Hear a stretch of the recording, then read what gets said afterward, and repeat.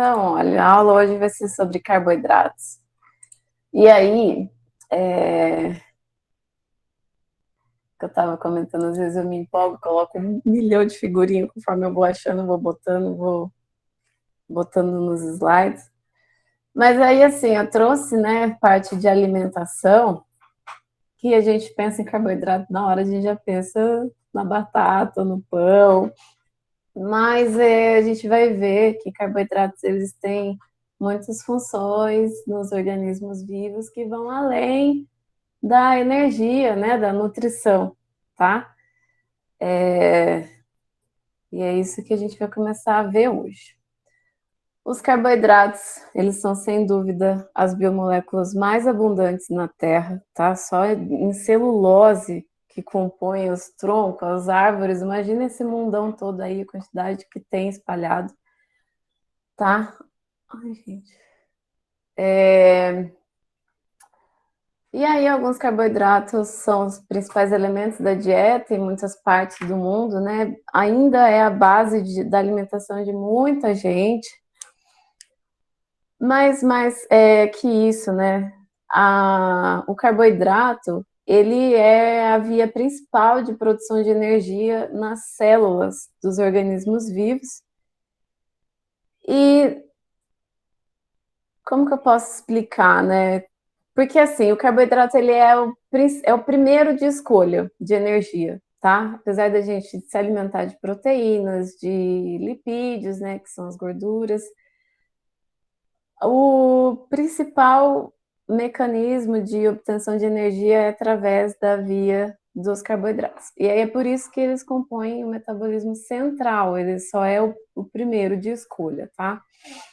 Mas que eu comentei, né, que eles também possuem outras funções nos organismos vivos de estrutura, né, de proteção. A gente vai ver que ele está presente nas cartilagens, na pele, enfim, tá? Então, não foquem só na questão da alimentação, mas sim na atividade, nas funções que eles possuem dentro dos organismos, nas células, nos compartimentos do corpo, tá bom?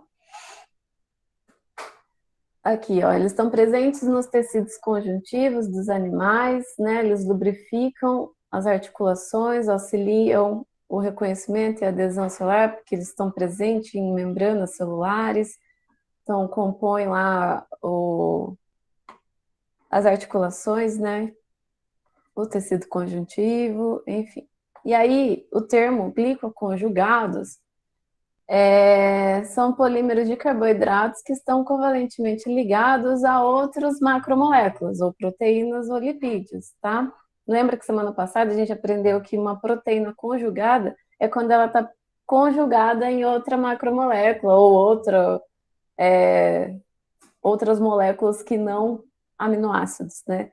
E aqui os glicoconjugados é a mesma coisa, são os carboidratos que estão conjugados com outras macromoléculas. E aí existem 3 classes principais. Os monossacarídeos, mono é uma unidade monomérica, sacarídeo. Os oligosacarídeos, lembrem, óligo é pequeno, então os livros trazem de até 20 monossacarídeos juntos. E os oligosacarídeos, eles são mais comuns, né, nessa quantidade em disacarídeos. A gente vai ver muito hoje sobre disacarídeos, que são 2 sacarídeos, né, 2 monômeros de açúcar ligados um no outro. E até 20 monossacarídeos juntos, compondo os óligos, a gente vê mais comumente assim como glicoconjugados, tá? Mas, mais que tudo, em quantidade, né, espalhado no mundo, no corpo, nos organismos, são os polissacarídeos, que aí são cadeias longas de monossacarídeos ligadas um no outro, tá? Então, começando dos mais simples, né, que são os monossacarídeos, são constituídos por uma única unidade de polihidroxialdeído ou polihidroxicetona. Mas calma, não se assustem com os nomes, tá? Os carboidratos, gente, o próprio nome ele já diz, né? São hidratos de carbono. Então, é uma cadeia de carbono, pode ser de 3 até, alguns livros trazem até 9 carboidratos nessa cadeia, mas os mais comuns são os de 6, depois de 5, a gente vai ver que tem de 3. Entre 3 e 6 são os mais comuns carboidratos aqui nessa cadeia. Então, são cadeias de carboidratos cheias de hidroxila, tá? E que possuem um grupo carbonila. Se tiver na ponta, é um aldeído. Se tiver no meio da cadeia, é uma cetona. Eu sei que vocês vão ter química orgânica ainda, eu vi lá no grupo. Mas acho que está fresco na memória a questão dos grupamentos funcionais, né? Porque a gente vê, vocês estudaram para o vestibular e tal, a gente aprende isso no ensino médio. Então, desses grupamentos funcionais, os que estão presentes nos carboidratos são os aldeídos e as cetonas, tá? Por isso que são aldoses e cetoses. Polihidroxi, porque tem várias hidroxilas, tá? Aldeído, quando o C dupla O está na ponta, e cetona, quando o C dupla O está no meio da cadeia. C dupla O é o grupamento carbonil, tá? O que mais que tem que falar? Já eu bato o olho, eu vejo uma molécula cheia de hidroxila, e isso vocês com o tempo, talvez alguns já tenham essa visão, que a gente já imagina que faz muita ligação de hidrogênio. Então, os carboidratos, eles são solúveis em água, né? Fazem muitas ligações de hidrogênio, são altamente solúveis em água. O mais abundante na natureza é o açúcar de 6 carbonos, que é a glicose, que a gente vai ver sobre a glicose bastante hoje. Geralmente tem a fórmula empírica de CH2ON, tá? Mas a gente vai ver que alguns têm algumas modificações, tem outros elementos na cadeia, e aí pode conter nitrogênio, fósforo, enxofre, mas a fórmula geral é basicamente essa, com algumas exceções, também veremos nessa aula. E aí que eu comentei que as duas famílias de monossacarídeos são aldoses e cetoses, tá? São sólidos, cristalinos e incolores de sabor adocicado, alguns são mais que outros, solúveis em água, então são insolúveis em solventes apolares, aqueles solventes hidrofóbicos. E aqui, se possui uma carbonila na extremidade, ela é uma aldose, e se tem uma carbonila no meio da cadeia, é uma cetose, tá? Alguns exemplos aqui com 3 carbonos, e aqui a glicose, a frutose tem 6 também, ribose, deoxirribose. Se tiver, vocês forçarem um pouquinho para lembrar, ribose, deoxirribose está presente no nosso DNA, né? Ácido ribonucleico, ácido desoxirribonucleico, enfim. Então, a gente já vão anotando que os carboidratos, eles têm funções já ali, até na estrutura do DNA. E aí existe uma classificação quanto ao número de carbonos na cadeia, tá? Se ele tem 3 carbonos, triose, 4 é tetrose, 5 pentose, 6 hexose, por aí vai, heptose, tá? E aqui, se for um aldeído, né, se for uma aldose, e tiver 5 carbonos, é uma aldopentose. 2, 3, 4, 5. Ó, essa aqui, a xilose, ela é uma aldopentose.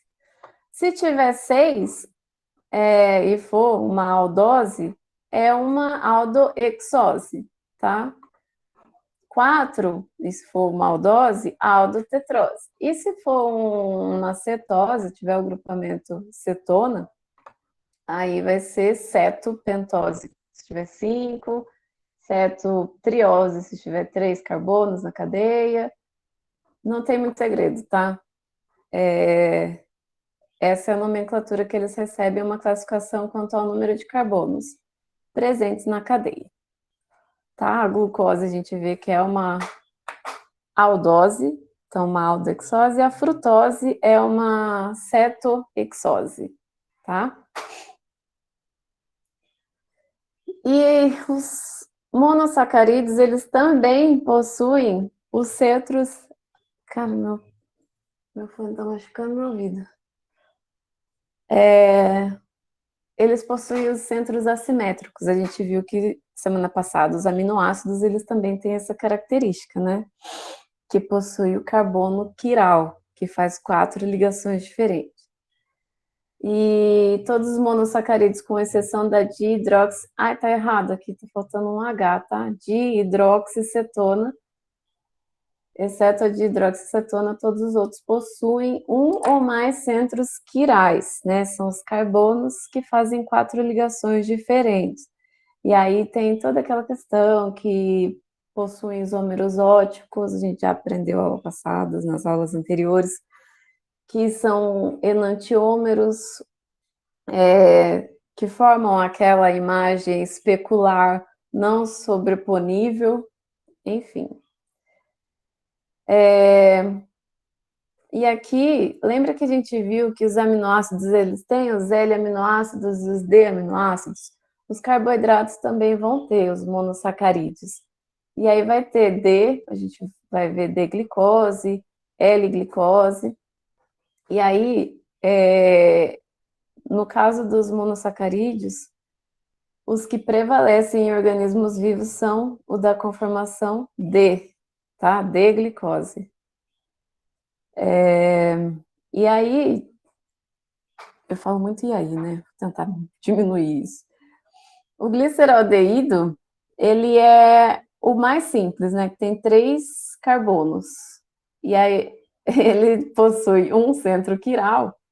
É baseado nele que é comparado aos outros carboidratos em relação a se é D ou L, tá? Como assim? A carbonila sendo representada aqui para cima, em amarelinho, tá? E as outras hidroxilas para baixo. A hidroxila que estiver mais distante da carbonila, no caso aqui só tem 3, mas a gente vai ver outros exemplos. Se ela estiver para a direita, ela é D. Se ela estiver para a esquerda, ela é L, tá? E essa projeção da cadeia linear aqui, ela é chamada de projeção de Fischer. Então, se a hidroxila tiver para a direita, D, se tiver para a esquerda, ela é L. E isso é importante porque a gente vai ver que as nossas enzimas dos organismos vivos, elas agem sobre os açúcares de maneira estéril específica, tá?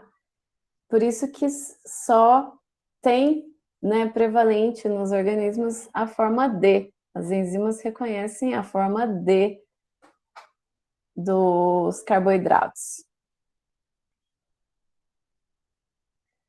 Aqui, olha, alguns dos principais monossacarídeos de 3, 4, 5 carbonos. O carbono que está marcadinho em rosinha é sempre um centro quiral. E aí a gente viu no slide anterior que todos possuem centros quirais, exceto a dihidroxicetona, porque o carbono do centro, faz uma dupla ligação. O Max perguntou, ele não entendeu a projeção de Fischer. A projeção de Fischer é só, vamos olhar, acho que nesses, aqui ó. Todos esses carbonos aqui, esses monossacarídeos, eles estão sendo representados pela projeção de Fischer, em que a cadeia está linear com o grupo carbonil aqui para cima, tá? E aí que eu comentei que o carbono mais distante aqui do grupo carbonil, no caso dessa que eu estou apontando, é este. A hidroxila, ela está para a direita, então ela é uma D, no caso, essa é a ribose. É uma D-ribose, tá? É só uma maneira de representar assim a cadeia linear com as hidroxilas dispostas para os lados, a carbonila aqui para cima, tá? Essa é a projeção de Fischer. Tem um outro detalhe da projeção de Fischer, mas não precisa decorar, mas é importante saber que aqui ligação, a gente vê que essa está preenchida, por assim dizer, e essa aqui está em risquinho. Isso é para tentar passar para a gente uma visão tridimensional da molécula. Lembra que elas assumem um espaço, né? Elas são espaciais. O que está em risquinho, assim, traçadinho, quer dizer para a gente que as moléculas estão para trás, no plano ali. Vamos supor, a gente está olhando a tela aqui do computador. É como se essa carbonila e essa outra hidroxila ligada no carbono estivessem para trás da molécula. E esse que está preenchido, mais grossinho, tem um termo correto que eu não estou conseguindo lembrar.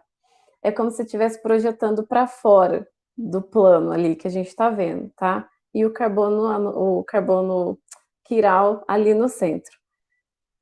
Esse também é um detalhe da projeção de Fischer, que aqui dá para entender mais ou menos também essa visão mais espacial da molécula. Mas essa é a projeção de Fischer, que a molécula ali linear, ela é representada com a carbonila para cima, o grupo carbonil, que é o C-O, e o esqueleto carbônico para baixo com as hidroxilas nas laterais. E aqui a última hidroxila mais distante da carbonila, tá? Seja numa aldose ou numa cetose. Essa última hidroxila aqui no carbono, ela é a referência para a gente saber se é uma D-glicose ou uma L-glicose, tá? No caso, uma ribulose, galactose. Aqui estão representados todos em D, porque é o D que prevalece nos organismos vivos. Deu para entender o que é a projeção de Fischer? É a maneira de representar a molécula.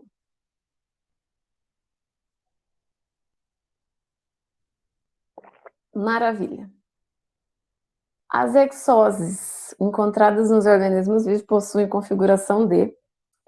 Os carbonos de um açúcar começam a... essa enumeração, essas partes todas, porque existe uma nomenclatura. Eu não vou cobrar nomenclatura em prova, só para vocês saberem, porque se um dia, lá na frente, nas próximas aulas de bioquímica, né, vocês vão ter bioquímica mais avançada, bioquímica clínica, enfim. Então, alguns nomes vocês vão ver de novo. É importante vocês saberem da existência, entendeu? Por isso que eu trago mais aprofundado o conteúdo para lá na frente vocês não ficarem bravos que não foi passado. Mas enfim, para nomenclatura e tudo mais, os carbonos eles começam a ser enumerados a partir da extremidade da cadeia mais próxima do grupo carbonil. E aqui, epímeros são aqueles açúcares que eles diferem na configuração apenas de um carbono, só uma hidroxila que muda, que é diferente de um carbono para o outro. A D-manose, ela é um epímero da D-glicose, que ela só difere aqui no carbono 2, e a D-glicose, ela também é um epímero da D-galactose, que ela também só difere aqui a hidroxila do carbono 4. Esses são os epímeros, tá? Decorebinha que sempre tem, né? Mas faz parte. Em solução aquosa, as aldotetroses e todos os monossacarídeos com 5 ou mais átomos de carbono no esqueleto, eles ocorrem predominantemente como estruturas cíclicas. Então, essa estrutura aqui que a gente estava vendo assim, ela pode se fechar, ficar na conformação fechadinha, tá? Até mesmo por convenção, para a gente ir entendendo a estrutura da molécula, a numeração dos carbonos, a gente começa aprendendo ela primeiro aberta, depois a gente vai ver como é que ela fica na sua forma fechada. E isso a gente vai ver que ela pode abrir e fechar, dependendo da condição onde ela se encontra, tá? De pH, solução, se é aquosa, enfim. A gente vai ver com calma. E aí, para ela fechar, ocorre um ataque nucleofílico, não sei se vocês lembram de mecanismo de reação que a gente aprende em química orgânica, Mas é o ataque da hidroxila aqui. Um ataque nucleofílico é aquele ataque da porção da molécula que é mais eletronegativa. Não vou cobrar isso, eu só falei para se caso alguém não lembrasse ou quisesse saber. Mas a hidroxila do carbono mais distante aqui, sem ser o que está na ponta, tá? Por uma questão de eletronegatividade, vários outros aspectos, essa hidroxila aqui, ela ataca o carbono da carbonila, e aí a molécula ela sofre essa reação intramolecular nela mesma, que forma essa ciclização, ela fecha. E assim, reações entre um álcool e um aldeído, eles formam o que a gente chama de acetal, e quando é entre um álcool e uma cetona, forma o que a gente chama de cetal. Acontece que a carbonila ela pode receber 2 vezes essa reação. Então, essa primeira reação, né, da hidroxila na carbonila, ela forma primeiro um M-acetal ou um M-cetal. M-acetal se for aldeído e M-cetal se for uma cetona. A reação completa, se vier outra hidroxila, se for de um segundo açúcar, daí forma um acetal completo ou um cetal completo, tá? Então, isso é só também termos que por causa de serem reações que ocorrem, tá? Então, uma reação, quando um álcool, no caso hidroxila, reage com um aldeído, formam compostos chamados de acetal, tá? Tem o composto intermediário M-acetal, que é o que forma quando o açúcar, na sua forma linear, ele se fecha, tá? Forma um M-acetal, se for um aldeído. E se for uma cetona, a mesma coisa, só que é entre um álcool e uma cetona, forma um M-cetal. Beleza, a molécula ela se fechou. E aqui, na forma cíclica, os monossacarídeos eles apresentam um carbono assimétrico a mais. Tá? Esse carbono aqui que sofreu a reação, esse fechou, ele passa a fazer 4 ligações diferentes também. Antes ele não fazia. E aqui, falando, né, daquela projeção de Fischer que está no espaço, as moléculas podem estar para trás, para frente, enfim, essa reação, a hidroxila, ela pode atacar ou à frente do carbono ou atrás do carbono. E isso difere na molécula, né, espacialmente. Por isso tem outra terminologia que é representada ou com a hidroxila para cima ou com a hidroxila para baixo, tá? Se a hidroxila estiver aqui para cima, esse açúcar ele é beta, tá? Ele é na sua conformação beta. Se a hidroxila estiver para baixo, ele é alfa, fica na conformação alfa, tá? E esses dois carbonos, né? Esses dois carboidratos, perdão, eles só diferem um do outro nessa conformação aqui desse carbono dessa ligação. E eles são chamados de anômeros, tá? Quando um açúcar se difere do outro só nesse carbono, e esse carbono é chamado de carbono anomérico. Beleza? E aí tem um detalhe, assim, eu, quando estava na graduação, eu precisava desenhar essas moléculas. E isso me marcou tanto que eu precisei de métodos para decorar, né?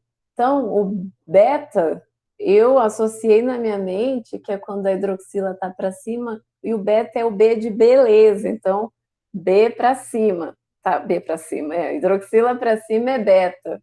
Não sei se alguém está vendo na câmera, está assistindo pelo celular só o slide, mas eu estou fazendo um joia aqui com a B de beta, beleza, para cima. E enquanto que o outro, o alfa, é o hidroxila para baixo. E aí essas terminologias aqui vocês vão ver bastante alfa-D-glicose, já entro nessa questão de piranose aqui, e beta-D-glicose, tá? O beta e o alfa é a questão da posição dessa hidroxila. E aí eu comentei, né, que essa molécula, ela dependendo da condição, ela pode sofrer reações e abrir de novo, fechar de novo, abrir, fecha, e isso a gente chama de mutarrotação, porque essa molécula, ela pode se tornar nessa, e essa pode se tornar nessa, e vice-versa, e essa troca aí de hidroxila para cima, hidroxila para baixo, é chamada de mutarrotação. Deixa eu ver se esqueci de falar alguma coisa aqui. Acho que não.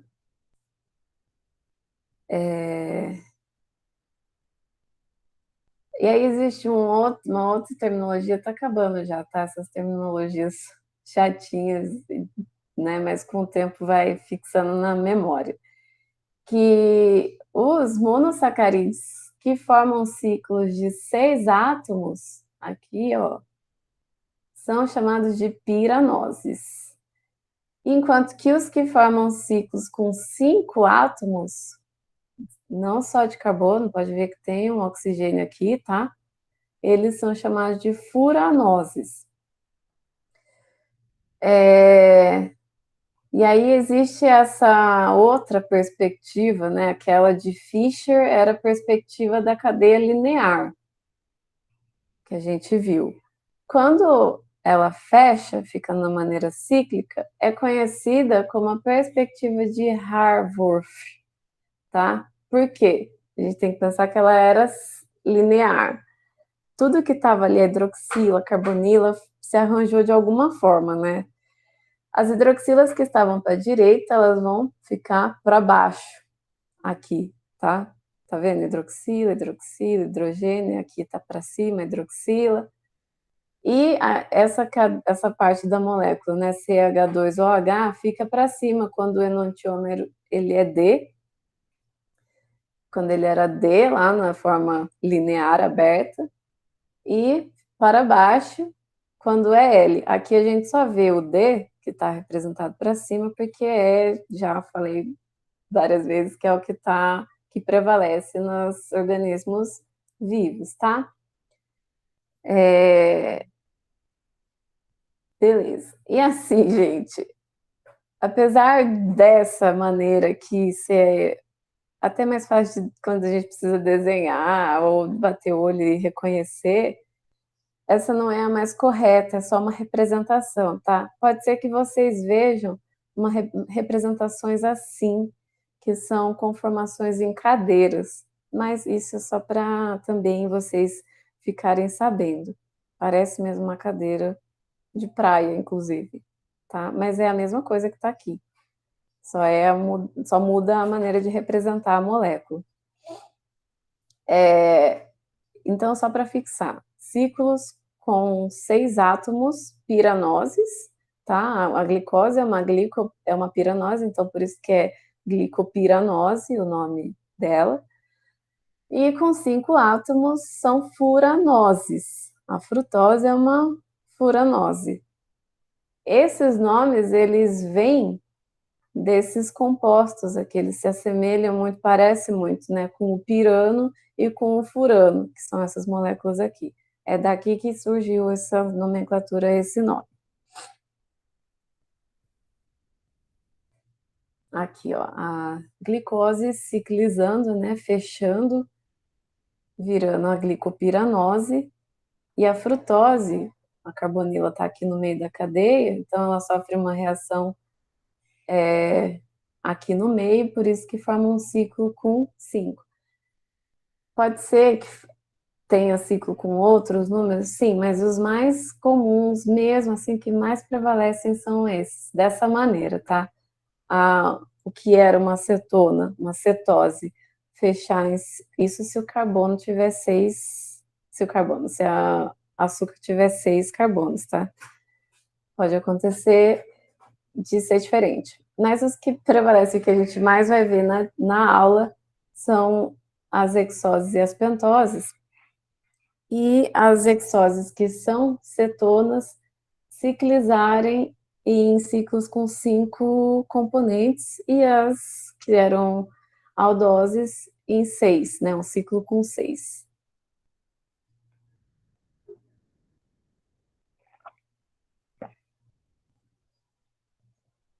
E aqui, gente, são alguns açúcares que aí possuem outros grupamentos presentes, né? E que é muito comum a gente ver, principalmente nos oligosacarídeos presentes nas membranas celulares, né? Que atuam ali como reconhecimento celular, informação, sinalização. Eles possuem um grupamento amina, ácido, né? Com grupamento carboxila, enfim. O N-acetilglicosamina, ele é muito comum, tá? Acho que os mais comuns, a glicosamina também, só para a gente ver que existem, então, essas divergências, são diferentes, tá? Deixa eu ver se tem algum aqui. Acho que o N-acetilglicosamina, a glicosamina são os mais... Ah, o ácido murâmico também, e o N-acetilmurâmico também é muito presente.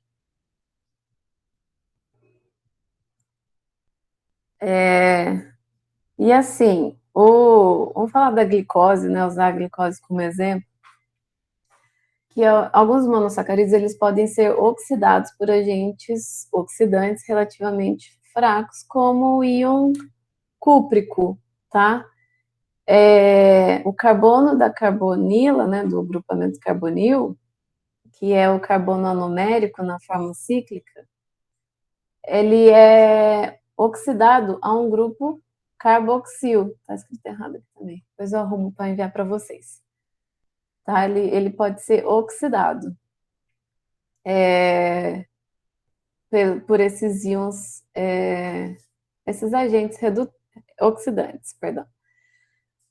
E isso é importante porque essa característica da glicose poder sofrer, né, essa reação de ser oxidado era a base principal para a gente dosar a glicemia, né? Ver a glicemia é glicose no sangue.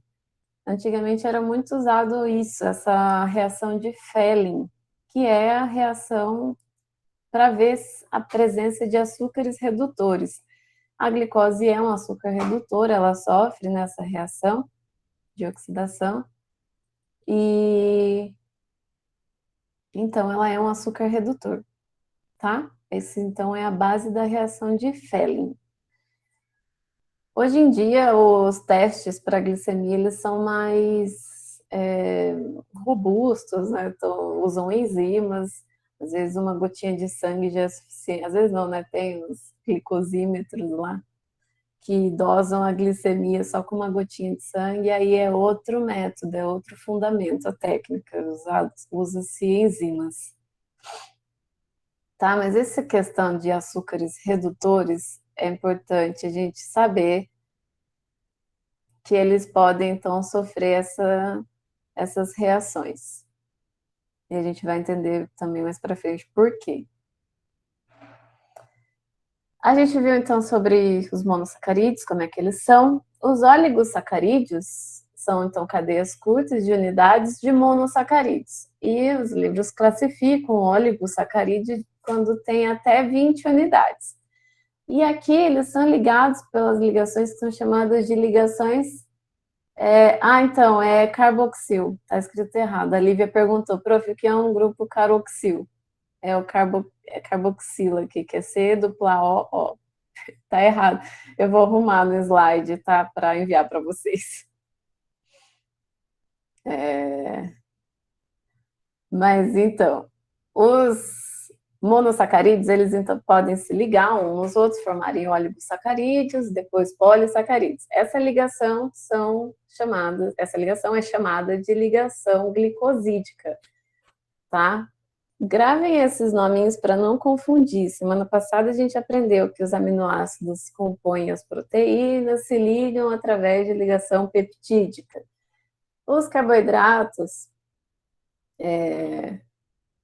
os oligosacarídeos, os disacarídeos, os polissacarídeos, são ligados por unidades monoméricas de açúcar, que são os monossacarídeos, por ligações glicosídicas, tá?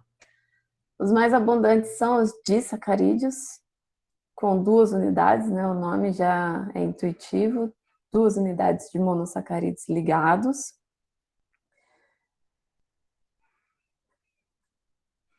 Geralmente, quando maiores que 3 unidades, não ocorrem na forma livre, sim como glicoconjugados, que são aqueles que estão presentes na membrana, estão ligados com outros componentes, tá? Que são os oligosacarídeos. No primeiro slide lá eu comentei que os oligosacarídeos com menos de 20 unidades, ou pouquinho assim, geralmente eles não estão livres. De 3 em diante, eles estão como glicoconjugados em outra macromolécula, ou uma proteína ou um lipídio, tá? Mais comum assim, de forma livre, a gente vai ver, são os disacarídeos, tá? Os mono e disacarídeos têm nomes terminados com sufixo -ose. A gente já tá falando, né? Tipo, o -ose no final, vocês vão ver que disacarídeo também termina com sufixo -ose.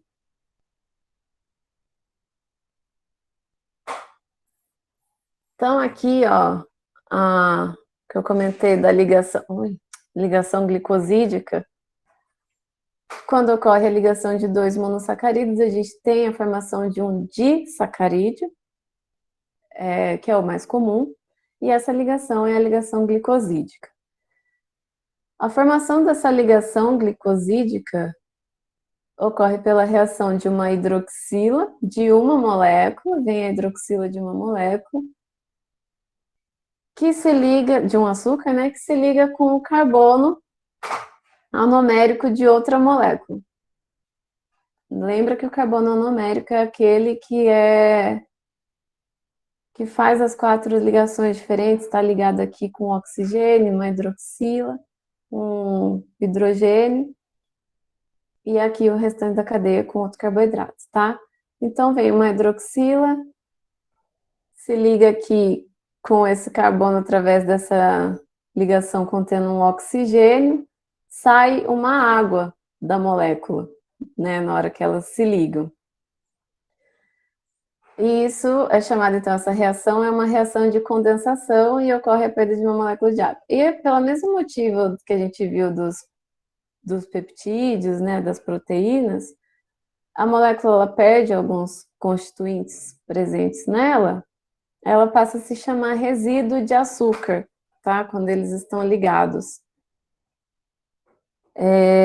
E aqui, como por exemplo, a maltose tem um resíduo de açúcar de glicose e um resíduo de açúcar de glicose também. 2 glicoses ligadas, tá bom? Então, é assim que é formada a ligação glicosídica.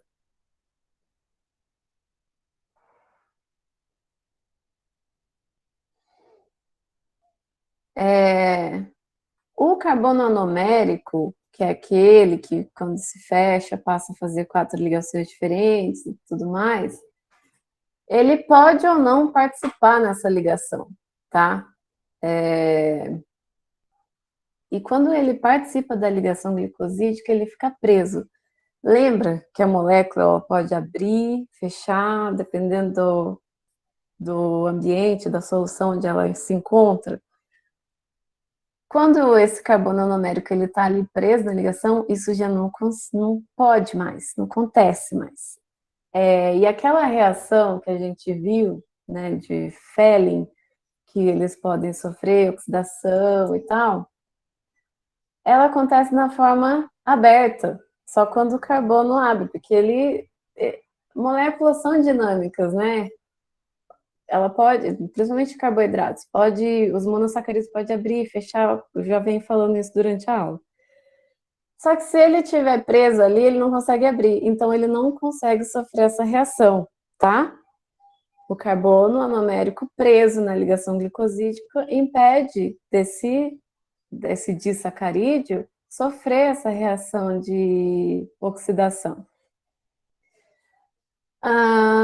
Então, tá. Além disso, esse açúcar não pode mais ser oxidado por íons cúpricos ou férrico, que é o que caracteriza um açúcar redutor, tá? Então, se ele está preso, ele não é um açúcar redutor.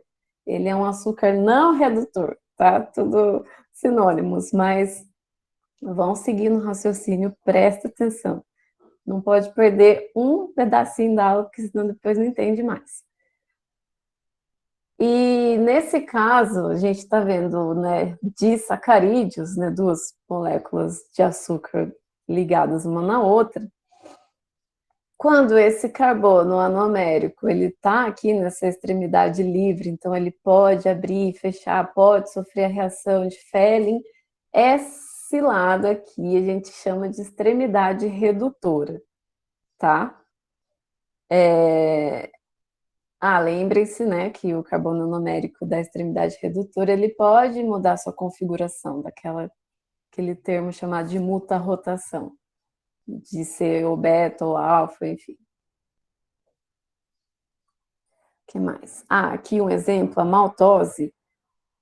A gente está vendo aqui que ela está sofrendo, né, a reação, fazendo a ligação glicosídica, e um carbono anomérico ficou aqui nessa extremidade. Carbono anomérico, gente, está ligado a um oxigênio, a uma hidroxila, a um hidrogênio e o restante da cadeia carbônica aqui, tá? Se ele tiver aqui nessa extremidade, ele pode abrir, fechar, sofrer a reação. Então, esse aqui é um açúcar redutor, certo? Trarei exemplos de açúcar que não é redutor, um muito clássico. E assim, gente, a gente viu, né, que os glicoconjugados, eles se ligam em componentes que não são açúcares, são proteínas, lipídios. Então, essa ligação glicosídica, ela também pode envolver a ligação do carbono anomérico em um nitrogênio de uma proteína e assim formar a glicoproteína, que a gente já aprendeu. E esse tipo de ligação é chamado de N-glicosídica, tá? Porque envolve um nitrogênio. E também pode ocorrer entre açúcares e nucleotídeos, lembrem lá do DNA que eu falei. Certo? Aqui é só mostrando que uma parte, vamos supor, representando uma proteína aqui, uma cadeia de aminoácido, ASN, né, é o código de um aminoácido, acho que é asparagina, vem um anel de açúcar e se liga aqui, forma uma ligação de N-acetilglicosamina, mas é uma ligação N-glicosídica, tá? N por causa da presença do nitrogênio. Nossa, meu ouvido tá entupindo toda hora, sabe? Quando entope. Aí agora a gente vai olhar alguns exemplos de disacarídeos mais comuns.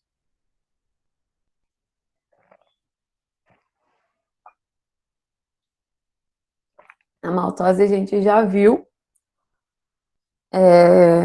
a estrutura dela, então ela é um disacarídeo muito comum, é um disacarídeo redutor.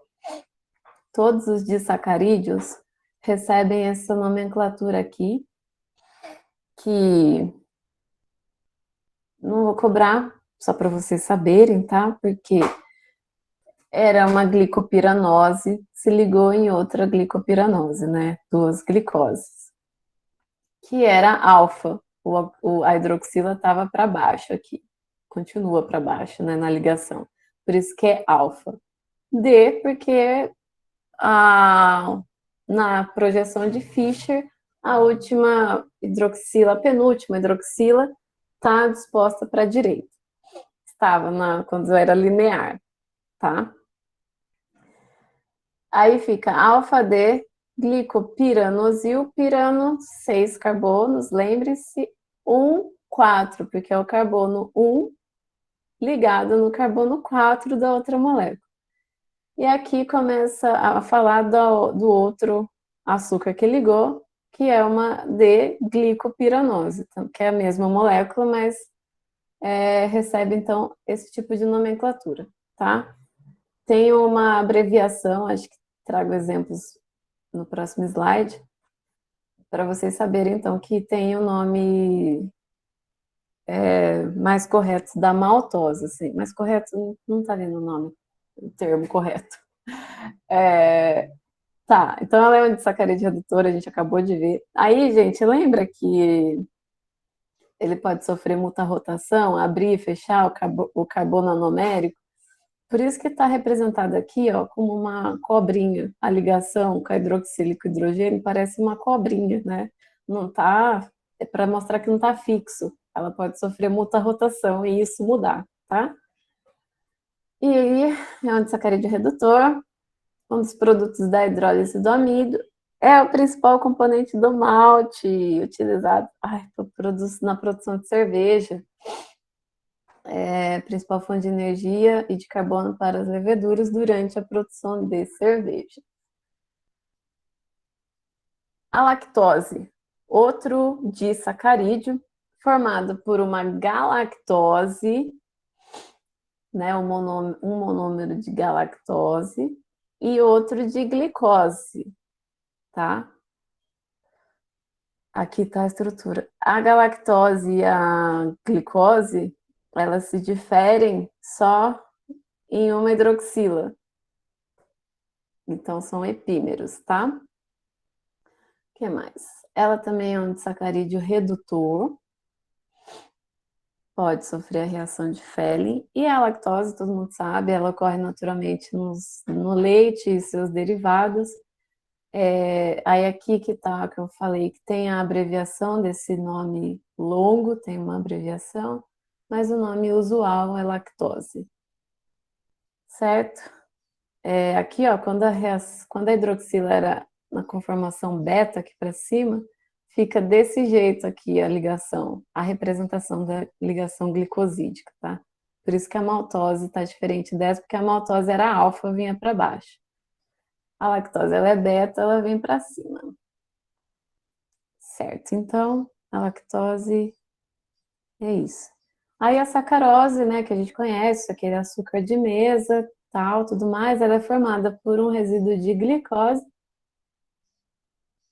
Ó, a Ana Júlia falou que não entendeu muito bem essa questão de ser redutor ou não. Se ele pode sofrer essa reação de oxidação por íons, como por exemplo o íon cúprico, é o que caracteriza um açúcar redutor. Certo. Quando ele se liga, e outro detalhe, essa reação ocorre na forma linear, tá? Com a cadeia aberta. Quando o resíduo de açúcar está ligado aqui, vamos supor na forma de disacarídeo, se o carbono anomérico tiver aqui na extremidade, não tiver preso na ligação glicosídica, ele pode abrir e fechar, né? A molécula inteira, ela pode ficar na forma linear ou na forma cíclica, tá? Aqui nessa extremidade, porque o carbono anomérico está aqui livre. Já que ele pode abrir, ele pode então sofrer essa reação, tá? Ele é redutor, pode sofrer a reação de oxidação, ele é redutor. Se ele tiver aqui preso na ligação glicosídica, ele não é um açúcar redutor porque ele não consegue mais abrir, ele fica preso ali. Então ele não pode mais sofrer a reação de oxidação. A maltose aqui, entendeu? Agora, maravilha, então. Pode perguntar sempre que tiverem dúvida. Exemplo de um açúcar não redutor é a sacarose, porque os carbonos anoméricos, tanto da glicose como da frutose, eles estão presos aqui na ligação glicosídica. É fácil de confundir, é muito fácil de confundir, ainda mais na frutose, que ela parece, né, que é idêntica dos dois lados, mas não são. Aqui, olha a estrutura dela.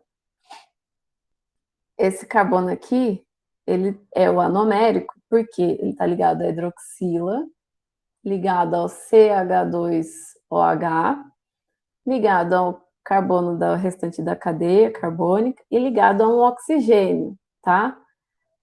Não é a mesma coisa que está aqui desse lado. Ele está representado desse lado aqui. Porque, olha, ele está ligado a um hidrogênio. Então, a hidroxila não está aqui, ela está aqui no carbono anomérico, tá? E aqui está outro CH2OH, sobra outro CH2OH por uma questão de que na hora que a molécula fecha, ela era uma cetose. Então a hidroxila não estava na ponta da cadeia, ela estava no meio, assim. Então, o que estava lá em cima ficou sobrando, entendeu? Mas então a referência para saber na frutose qual é o carbono anomérico é a presença da hidroxila. Aqui a gente não vê hidroxila, então quer dizer que ela está aqui presa na ligação glicosídica. Eu morri para entender isso na graduação, porque, que eu comentei, eu precisava desenhar isso, eu precisei saber esses nomes todos, tá? Mas essa é a referência. Então, quando o carbono anomérico ele está aqui na ligação glicosídica, e os dois das duas moléculas estão aqui, essa molécula não abre mais, não pode mais sofrer a reação de Fehling, né? Não é mais um açúcar redutor. Não sofre mais oxidação e, portanto, não é mais um açúcar redutor. Então, esse é um exemplo muito comum, né? Sacarose extremamente comum. E isso, inclusive, é uma característica muito importante para essa molécula, porque confere uma alta estabilidade para ela. Imagina, ela não pode mais ficar abrindo e fechando, sofrendo reação ou não sofrendo. Então, ela está ali, fechadinha, ela fica mais estável. E é por isso que ela é usada no transporte de açúcar em muitos vegetais, por conta dessa alta estabilidade. O que mais que fala aqui? Aqui, os carbonos anoméricos das duas unidades estão comprometidas na ligação glicosídica. Por causa disso, ela não é um açúcar redutor. Ela não pode abrir e fechar. Não pode sofrer a reação de oxidação. Presente em vegetais, é o principal intermediário da fotossíntese. Isso que eu já falei, em algumas plantas, como na cana-de-açúcar, a sacarose é a forma de armazenamento de carboidratos. Então, ela também exerce a função de estoque de energias, por aí vai, tá? Certo até aqui?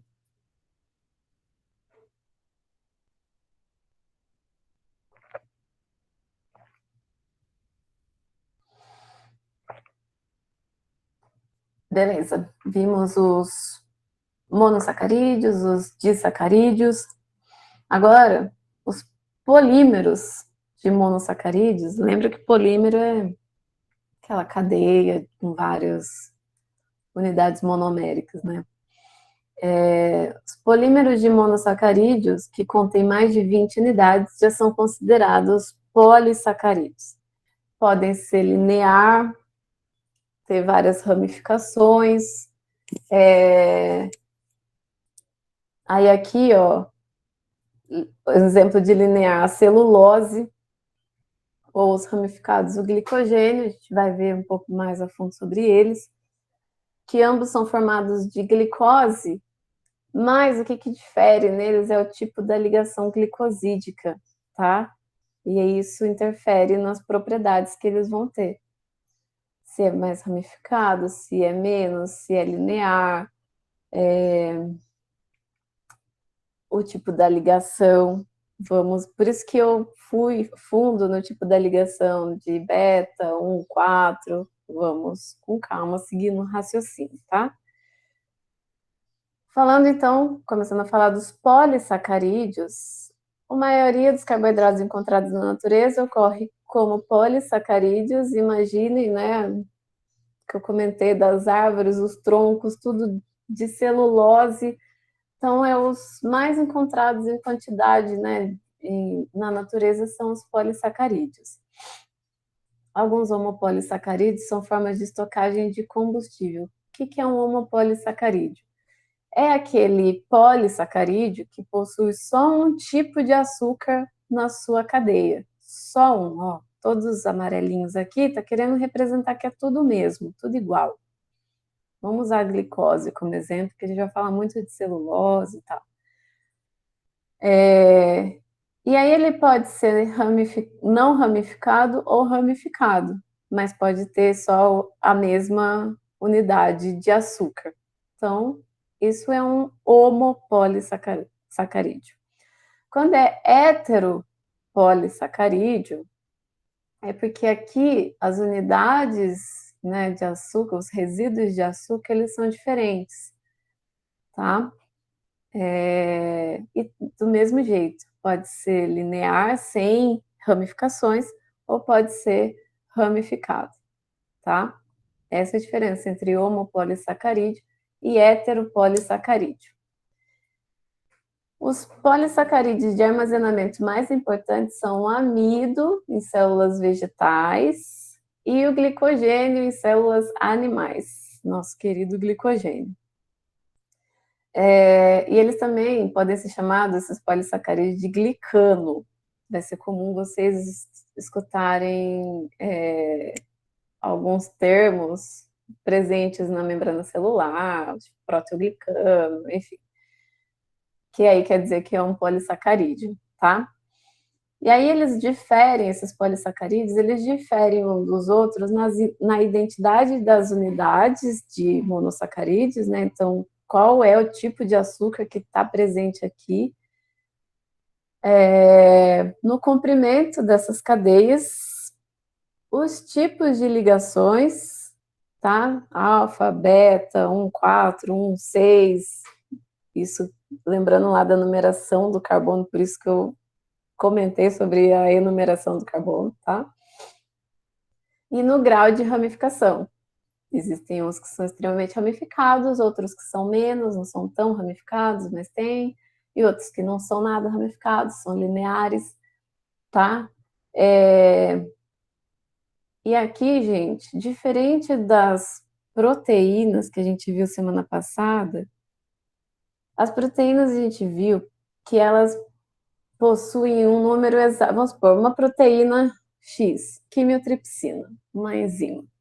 Ela tem ali as unidades de os aminoácidos certinho ali em número, em conformação que caracteriza aquela proteína, certo? Aqui em polissacarídeos, não necessariamente, porque a celulose ela tem até 15 mil, de 15 mil a 20 mil monossacarídeos ligados, e aí não é o número exato de monômeros de açúcar que vai definir se é uma celulose ou não. É a disposição desses açúcares, e aqui o tipo de ligação, principalmente o tipo de ligação, tá? Eu acho que o que mais difere os polissacarídeos são os tipos de ligação e se tem ramificação ou não. Então, não é algo assim extremamente bem definido, tipo, uma celulose ela tem 15 mil, enquanto que o glicogênio tem, não sei, o glicogênio também pode variar, mas não até 15 mil monossacarídeos, tá bom? Pode variar de tamanho, uma celulose pode ser maior que a outra, é isso que eu tô querendo dizer. Diferente de proteínas e enzimas, que é sempre a mesma coisa, muito bem definida. Ok. O amido, né, a gente acabou de ver que ele é o polissacarídeo de armazenamento mais importante em células vegetais. O amido ele tem dois tipos de polímeros de glicose nele, tá? Como se organizassem dois tipos de polímero um no outro. Como se fosse, não, é isso. Que esses dois polímeros juntos de glicose é a amilose e a amilopectina. A amilose possui cadeias longas, não ramificadas, então ela é linear, de resíduos de glicose conectados por ligações alfa 1, 4. Ali nos slides atrás a gente viu essa ligação glicosídica, entrei na questão da nomenclatura, o que quer dizer alfa 1, 4, tá? Aquela questão da hidroxila, posição dessa hidroxila, o carbono de um açúcar, no caso aqui o carbono 1 ligado no carbono 4 do outro monossacarídeo, tá? Por isso que eu entro com toda essa introdução, porque agora esses termos são comuns. Beleza, a amilose, então, ela não é ramificada, linear, conectada por ligação alfa 1, 4. Enquanto que a amilopectina ela é ramificada, ela possui ramificações na cadeia, né? Forma como se fosse galhos. As ligações glicosídicas da amilopectina também são alfa-1,4. E aí, vai tendo aqui 1, 2, 3 glicoses, a hora que resíduos de glicose, a hora que chega mais ou menos entre 24 e 30 resíduos de glicose, forma uma ramificação na ligação alfa-1,6. Tá vendo o carbono 6 aqui? Beleza? Deu para entender isso? O que mais tem que falar aqui? O amido, ele está presente, né, nos carboidratos que a gente consome muito na dieta. Macarrão, batata, milho, pão, né, o trigo. Enfim, tudo isso. Então, são resíduos de glicose ligados em 2 tipos de cadeia polipeptídicas. Isso aqui, ó, é só para mostrar que eles se organizam em grânulos dentro, né? Aqui é um cloroplasto, uma célula vegetal, dentro de uma célula vegetal. E aqui está representando que a amilose, em azulzinho, ela é linear, ela não ramifica. Enquanto que a amilopectina, ó, ela vai se ramificando, vai formando várias, como se fossem umas raízes mesmo, ramificações. Aqui só mostrando a amilose, ligações alfa-1,4 e com ramificações em alfa-1,6. Agora o glicogênio, que a gente falou que é o principal polissacarídeo de armazenamento das células em animais, nos organismos, nos mamíferos, na gente, né? Ele está presente no fígado e no músculo. E ele também ele é um polímero de subunidades de glicose também, ligadas por ligações alfa-1,4. E ele possui só um tipo de polímero que é ramificado, tá? Diferente do amido que tinha amilose e amilopectina. Ele só possui esse polímero que é altamente ramificado. Também ligado por ligações, né, alfa-1,4 entre os açúcares, e as ramificações também alfa-1,6. A diferença aqui da amilopectina é que ele é muito mais ramificado, muito mais mesmo. A gente vai formando ali a cadeia com glicose, né? Resíduos de açúcar, resíduos de glicose. Quando chega em ligações alfa-1,4, quando chega de 8 a 12 resíduos, já abre uma ramificação de ligação também alfa-1,6. E ele é mais compacto que o amido. Ele fica lá no hepatócito, né, na célula do fígado, em grânulos. Isso aqui, em azulzinho, tudo é glicogênio dentro de um hepatócito. Ele é encontrado em grandes grânulos. Olha como ele é extremamente ramificado, tá? E agora eu vou falar uma coisa muito importante. A gente vai aprender sobre metabolismo de glicogênio, mas eu já vou adiantar essa informação, que é extremamente importante, da relevância, da importância desse glicogênio ser altamente ramificado. Ele aqui, então, ele é um estoque de energia. Gente, presta muita atenção aqui no que eu vou falar. Ele é armazenado nas células, né, no miócito, no músculo e no hepatócito, no fígado, como reserva de energia, para suprir, né, fornecer glicose no momento que precisa, que a célula está precisando de energia. Anotem aí uma importância do porquê dele ser altamente ramificado. As enzimas que vão quebrando o glicogênio para ir liberando glicose, ela vai extremidade por extremidade. Imagina se essa molécula, se esse glicogênio fosse uma cadeia só linear, sem ramificações. A enzima ia ficar tirando um a um de glicose e a célula ali, às vezes, precisando de muita energia, dependendo da situação. Imagina como isso podia ser muito mais demorado do que aqui, nesse caso, que possui várias extremidades, tá vendo? Várias extremidades. As várias enzimas presentes podem ir em toda a extremidade e de uma vez só liberar os açúcares aqui, né, os resíduos de açúcares para ir fornecer energia. Então, essa é uma grande importância do porquê o glicogênio ele é altamente ramificado, tá? Para as enzimas agirem em todas as extremidades e liberar um monte de glicose para a célula de uma vez só, não uma de cada vez. Tá certo? Vai cair em prova essa pergunta. Outro detalhe aqui importante, que esses polímeros de armazenamento de glicose aqui, falando principalmente do glicogênio, eles ficam em grânulos altamente organizados também. E eles também fazem ligações de hidrogênio, interações fracas um com o outro, para eles ficarem bem ali compactados mesmo, né? Juntinhos um do outro. Por quê? A glicose, a gente viu lá no começo que ela é solúvel em água, ela é altamente solúvel em água. Então, ela sozinha, sempre que ela está sozinha, ela carrega um peso de água com ela. Imagina se todas essas glicoses aqui estivessem sozinhas, livres no citosol da célula. Cada uma delas ia carregar em si água, um peso de água. A célula ela ia inchar, ela ia explodir, tá?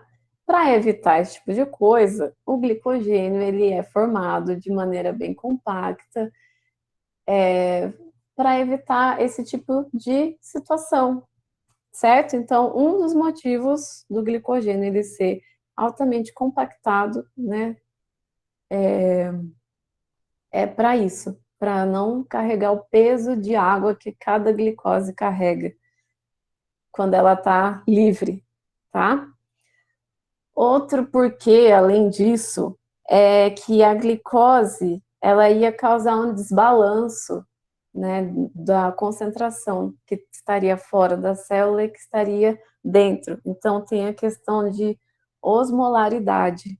A glicose, ela ia, ainda mais que a célula, né, ela pode ter ali os transportadores de glicose na membrana, a glicose, do mesmo jeito que ela pode entrar, ela pode sair se ela estiver livre, solta. Então, é uma maneira também de segurar a glicose ali dentro da célula e não fazer com que a célula expulse glicose ali livre por uma questão de concentração, né? Osmolaridade, tá? Então, dois grandes motivos do porquê que a glicose dentro da célula é armazenada na forma de glicogênio. Essas coisas são muito importantes de se saberem.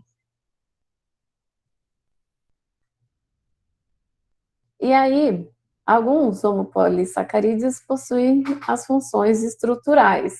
E a gente falou da celulose, né? Celulose, nossa, ela é amplamente estudada, muito trabalhada. Uma substância fibrosa, ela é resistente e insolúvel em água, encontrada na parede celular de plantas, no tronco, folhas e, enfim. E aqui, diferente do que a gente estava vendo até agora, que a gente viu no amido, né, e no glicogênio, ela também é um polímero de açúcar, mas a ligação ela é beta 1,4, não ramificado. Beta 1,4. É por isso que a gente não consegue digerir a celulose, porque as nossas enzimas são estereoespecíficas, as nossas enzimas só reconhecem ligações alfa 1,4.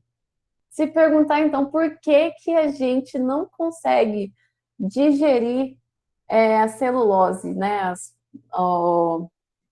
a gente comer a casca da árvore, não vai fazer digestão. Porque as nossas enzimas não reconhecem essa ligação no polímero, tá, de resíduos de açúcar, que é a beta 1,4. Só reconhece a alfa 1,4. Detalhe importante. A gente sabe que existem animais que se alimentam de planta, né? Principalmente vocês, que já são quase veterinários, sabe muito disso. Mas não é porque eles possuem, esses animais, eles possuem as enzimas, eles não possuem, eles possuem micro-organismos, né, bactérias simbióticas que estão no seu trato gastrointestinal, que sim, essas bactérias possuem a enzima que quebra a celulose, né? Reconhece ligação beta-1,4 e quebra. Os animais ruminantes, eles possuem esses micro-organismos na... Como que é o nome? Aquele primeiro compartimento do... Não é nem estômago que fala, mas do animal ruminante. Vocês sabem mais que eu, vocês estão tendo anatomia agora, deve estar aprendendo isso. Mas é por isso. Isso, rumen, exatamente.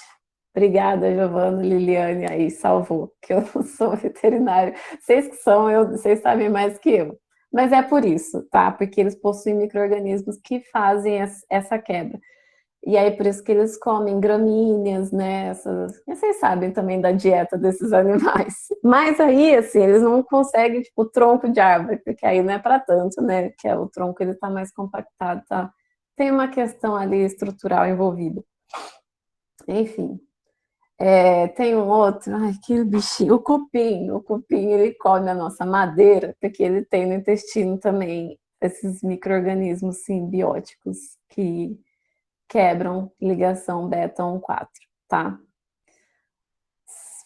Ficou bem, deu para entender? Não sei se estou conseguindo seguir uma linha de raciocínio certo, mas espero que sim. Deixa eu ver que horas são. Nossa, tem que correr. Tá acabando já. Então, a gente viu. Maravilha, que bom que vocês estão conseguindo entender. A gente viu então, né, o amido formado por amilose e amilopectina, amido formado por amilose e amilopectina, os papéis do amido, né, estoque de energia nos vegetais, nas plantas,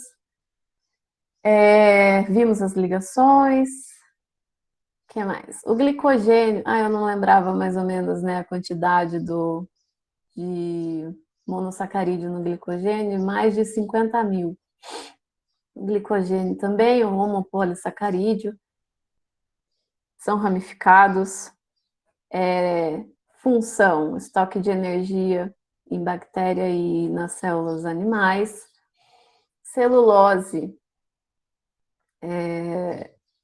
também função estrutural em vegetal, dá aquela rigidez e a força para a célula vegetal.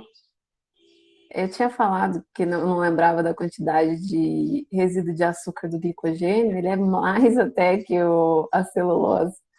Mas é porque ele é muito altamente organizado, né? Compactado ali em grânulos na célula. O que mais? A quitina, gente, é um homopolissacarídeo que ele está presente nos insetos, nos crustáceos. Ele dá a rigidez e a força dos exoesqueletos. Aqui, ó, tá um bichinho aqui de exemplo. Tá aquela, sabe por que a barata é crocante quando a gente mata ela? Por causa de quitina, que é um homopolissacarídeo. O dextrano também é um homopolissacarídeo que também tem uma função estrutural em bactérias e ele dá aquela adesividade extracelular. Por exemplo, a placa que forma no nosso dente é riquíssima em dextrano. Sabe aquela massa? É uma placa que gruda e cola no dente. Que é placa o nome? É feita principalmente de dextrano. O peptídeo glicano, gente, a gente aprende em microbiologia que ele está presente lá no envelope celular, sabe, por fora da membrana. E é o que difere uma bactéria gram-positiva de uma gram-negativa. A gram-positiva, ela possui uma camada de peptídeo glicano bem grossa, que ela cora na coloração de gram, por isso que ela é chamada de bactéria gram-positiva. A gram-negativa até tem peptídeo glicano, mas é bem fininho. tá? Também função estrutural. A agarose estrutural em algas. Esse hialurano, o glicosaminoglicano, é o ácido hialurônico, a gente conhece ele, né? A gente passa na pele, enfim. Semana passada a gente falou de colágeno, hoje a gente está falando de ácido hialurônico. Ele também tem uma função estrutural. Mas ele está presente, gente, esse ácido hialurônico, igual ao colágeno, na matriz extracelular de todas as células, no, na cartilagem, em, como que se diz? Falei lá no começo? Articulações, e na pele também. Isso porque ela se associa em ligações não covalentes com o colágeno, tá? Por isso que ele é usado em tratamentos dermatológicos também. E ele é um hétero polissacarídeo, tem glicosamino, N-acetilglicosamino e glicosamino, que é aqueles outras estruturas diferentes. Acho que eu trouxe aqui alguns exemplos. Ah, ele está aqui. O hialurano, que é o ácido hialurônico. Vão anotando todas essas funções, tá? Com alguns exemplos e tudo mais.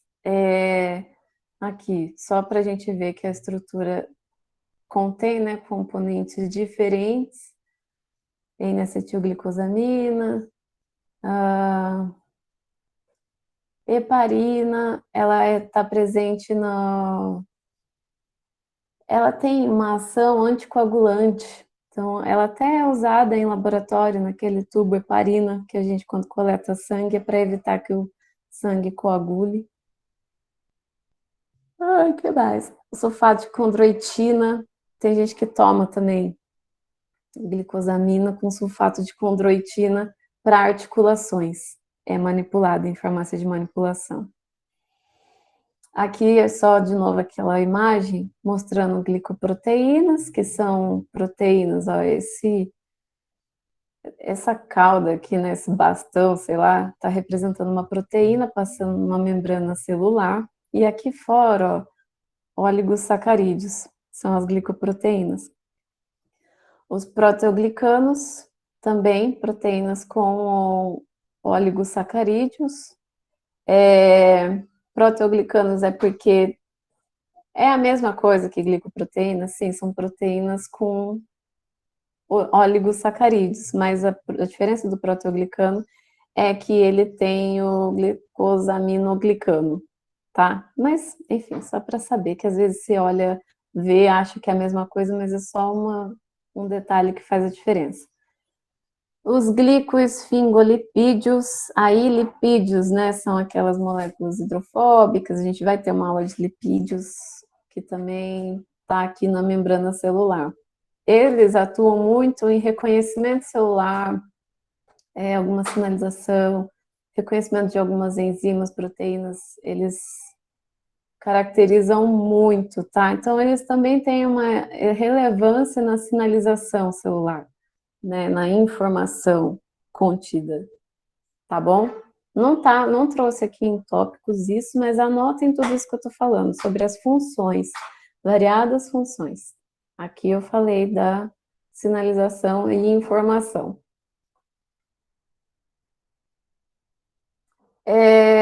Aqui, só para resumir, né, que a gente vai seguir adiante, falar de metabolismo de glicose amanhã, que a glicose ela possui grandes vias, né, caminhos que ela pode seguir, embora não seja os únicos possíveis destinos da glicose, a glicose ela tem várias funções, utilidades que a gente acabou de ver na aula de hoje.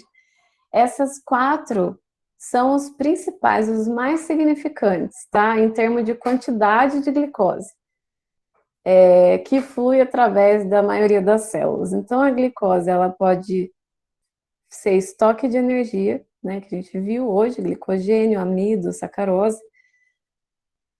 A parte de metabolismo, que ela pode gerar energia através da sua quebra, pode ser oxidada via glicólise, né? Ou então ela pode seguir outra via do metabolismo, que é a via da pentose fosfato, que forma a ribose, que compõe o DNA, e também ser parte, né, síntese de polímeros estruturais, que a gente viu, presente na matriz extracelular, parede celular, tá? Como polissacarídeos. Então, anotem isso que vai cair essa questão em prova. Gente, uma última coisa, deixa eu ver se é a última. É a última. Uma última coisa que eu não comentei, mas que eu quero falar para vocês, que cai na prova e que gera discussão, eu não quero discutir com ninguém, quero ser amiga de todo mundo, é o seguinte, aqui está falando estoque, né? Ótimo, beleza, mas como estoque de energia principal, assim, o que mais exerce função de estoque de energia são os lipídios, tá? Esse estoque, na forma de glicogênio, vamos falar, né, nos animais, na forma de glicogênio, é um armazenamento de energia? É sim um armazenamento de energia, mas ele dura pouco, tá? Ele, apesar da gente ver, né, que tem polímeros gigantescos em grânulos dentro da célula, dependendo ali da atividade que o organismo está fazendo, da necessidade de energia, ela dura, sei lá, 2 horas e já acabou. E aí começa a usar a energia do que de fato é um estoque em organismos vivos, que são os lipídios. E assim, o professor William pergunta em toda a prova dele, toda vez confunde. A principal fonte de energia derivada de estoque, a principal estoque de energia são alguma coisa assim, mas falou estoque de energia, o principal estoque de energia são os lipídios. A gente acaba confundindo porque a principal fonte de energia, né, que eu comentei lá no começo da aula, que é a principal via de escolha, né, a primeira é da glicose, é diferente se perguntar o principal estoque, tipo, o principal estoque de energia, que são os lipídios. Deu para entender mais ou menos? É confuso, por isso que a galera briga com a gente. Mas é assim, ó. Falou em estoque de energia, por mais que o glicogênio seja, ele é pobre, ele dura pouco, ele não é o principal estoque. O estoque são os lipídios, gordura. A gente até brinca, né? Que não é gordura, é estoque de energia. Mas falou em principal fonte de energia, a primeira energia de escolha da célula é a glicose, tá? Ela só tem o glicogênio ali disponível para ela para ter imediatamente, numa situação de necessidade energética, para ela ter ali imediatamente, já está ali do lado, só puxar, pegar, já era. Mas ela acaba rápido. E aí, até mobilizar os ácidos graxos dos adipócitos, né? A gente vai ter uma aula sobre isso, que é um processo mais demorado, e até chegar, a gente usa a glicose como energia. Deu para entender essa diferença? Não está no slide, e isso cai em prova. Não sei se eu ou o William vai montar a prova, talvez nós dois juntos, e ele bota essa pergunta na prova. Eu aviso mesmo, tô nem aí. Ai, maravilha, então. Capítulo 7, essa aula está no capítulo 7 do Leninger. Vocês têm alguma dúvida? Eu teria errado, o Guilherme falou. Cara, a galera confunde demais, velho. E aí na vista de prova é mó treta. Daí briga e fala, mas falou que glicogênio é estoque, que não sei o que, mas não é um principal estoque, ele só tá ali para uma emergência, ele é pobre, dura pouco, dura horas. E, gente, dependendo do indivíduo, no livro, o capítulo sobre lipídios, o Leninger fala que dependendo do indivíduo, ele tem meses de estoque de energia na forma de lipídio, enquanto que o glicogênio ele tem horas ali. Por isso que o principal estoque é lipídio. Mas que bom que deu para entender. Mais alguma coisa, alguma dúvida? Passa essa informação para a galera toda aí, porque é importante saber disso. Porque, assim, pode ser que não caia nessa prova, porque a gente não vai aprender sobre lipídios até a primeira prova. mas pode ser que caia de lipids. Eu vou lembrar disso de novo, que eu sempre aviso vocês. Sem dúvida, galera.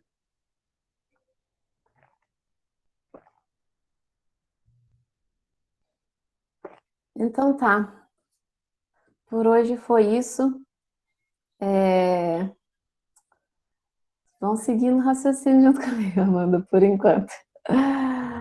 Mas tá certo. Obrigada pela presença de todos vocês. Amanhã, 8 horas, hein? Sem falta. Guardem tudo que a gente aprendeu hoje. Até amanhã, galera. Obrigada aí por tudo. Tchau, professora. Tchau. Até amanhã. Bom descanso. Boa aula agora de genética para vocês.